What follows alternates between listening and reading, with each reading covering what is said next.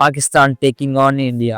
ఇది ఇండియా చూసుకుంటే వితౌట్ రోహిత్ శర్మ అలాగే విరాట్ కోహ్లీ. అటు పాకిస్తాన్ చూసుకుంటే వితౌట్ బాబర్ అజమ్ అలాగే మొహమ్మద్ రిజా. ఒక కొత్త టీం అలాగే యంగ్ ప్లేయర్స్తో ఈ మ్యాచ్ ఆడబోతున్నారు. 6 నెలల తర్వాత ఇండియా పాకిస్తాన్ మధ్య మ్యాచ్. లోకం మొత్తం ఈ మ్యాచ్ కోసం ఎదురు చూస్తున్నాడు. పాకిస్తాన్ వర్సెస్ ఇండియా అంటేనే ఓ హై వోల్టేజ్ మ్యాచ్. కానీ ఈ మ్యాచ్ అంత ఎక్స్పెక్టేషన్స్ ఏమీ లేవు. ఎందుకంటే ఆ 2 కారణాలు. పహల్గామ్ అటాక్, రోహిత్ శర్మ మరియు విరాట్ కోహ్లీ లేకుండా ఏషియా కప్ ఆడుతున్నారు. అయితే దేని కారణంగా ఈ మ్యాచ్ అంత ఇంట్రెస్టింగ్ ఏదో కామెంట్ చేయండి. అయితే ఈ 2 కారణాల వల్ల టికెట్స్ కూడా సేల్ కాలేదు. అయితే దుబాయ్‌లో టికెట్ రేట్ చూసుకుంటే మామూలుగా లేవు. ఇది కూడా ఓ కారణం అని చెప్పుకోవచ్చు. అయితే మ్యాచ్ బాయ్‌కాట్ చేసే అవకాశం లేదు. ఎందుకంటే సుప్రీం కోర్ట్ క్లియర్‌గా చెప్పింది. స్పోర్ట్స్‌ని అలాగే పొలిటిషియన్‌ని కలిపి చూడదని చెప్పింది. అయితే మ్యాచ్ వలన బీసీసీఐకి అలాగే ఏసీసీకి అంత ప్రాఫిట్ ఉండకపోవచ్చు comparing to before Asia cup. ఎందుకంటే ఇది బీసీసీఐ చూసుకుంటే డ్రీమ్ 11 యాడ్ ఇచ్చింది. దానివల్ల బీసీసీఐకి ఓ పెద్ద నష్టం వచ్చింది.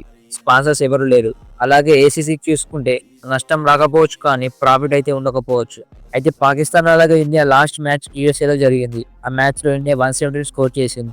పాకిస్తాన్ని కేవలం 113కే రిస్ట్రిక్ట్ చేసి ఆ మ్యాచ్ ఇండియా ఓ ఘన విజయం సాధించింది. అయితే మ్యాచ్ విషయానికి వస్తే 2 జట్లు వాళ్ళు ఆడిన మొదటి మ్యాచ్లో విజయం సాధించింది. ఆ కాన్ఫిడెన్స్‌తో 2 టీంలు ఈ మ్యాచ్‌కి అడుగు పెడుతున్నాయి. అయితే మ్యాచ్ ప్రెస్ కాన్ఫరెన్స్‌లో పాకిస్తాన్ కోచ్ మైక్ హసన్ ఏమన్నాడంటే, రీసెంట్‌గా టోర్నమెంట్ గెలిచి మంచి కాన్ఫిడెన్స్‌తో ఉన్నాం.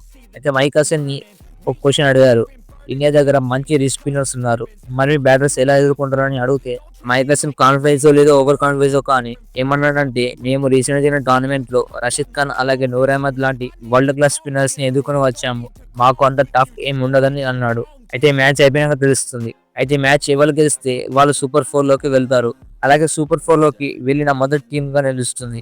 అయితే రిజల్ట్‌లో ప్లేయింగ్ 11 చూసుకుంటే ఇండియా అభిషేక్ శర్మ, శుభ్మన్ గిల్, సూర్యకుమార్ యాదవ్, తిలక్ వర్మ, సంజు శాంసన్, రింకు సింగ్, హార్దిక్ పాండ్యా, అక్షర్ పటేల్, వరుణ్ చక్రవర్తి, కుల్దీప్ యాదవ్ అలాగే జస్ప్రీత్ బుమ్రా.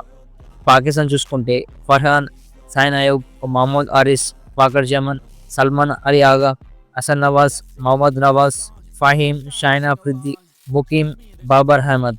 అయితే మ్యాచ్లో అరిస్టాఫ్ ఆడే అవకాశం ఉంది. అయితే రిజల్ట్ కీ ప్లేయర్ చూసుకుంటే పాకిస్తాన్‌కి షాహిన్ అఫ్రిది.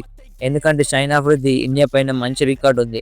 అతను 8 మ్యాచ్‌లు ఆడితే 13 వికెట్ తీసుకున్నాడు. అయితే ఇది పాత ఇండియన్ టీం కాదు. కొత్త ఫియర్‌లెస్ యంగ్ టీం. ఎలా ఆడుతుందో చూడాలి. ఇండియా చూసుకుంటే Abhishek Sharma fearless batsmen. Power ప్లేలో ఇండియాకు 60+ రన్స్ వచ్చినప్పుడు ఒక్క మ్యాచ్ కూడా ఓడిపోలేదు.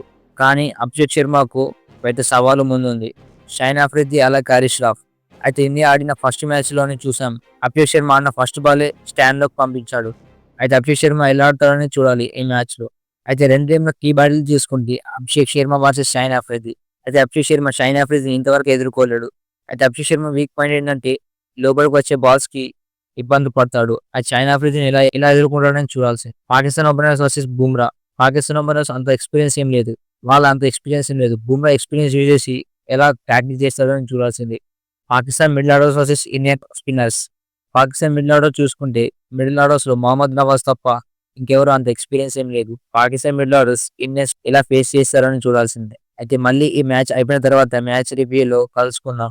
కొత్తగా వస్తే సబ్స్క్రైబ్ చేసుకోండి. ఇలాంటి ఇంట్రెస్టింగ్ అప్డేట్స్ మీకోసం తీసుకువస్తాను. Thanks for watching.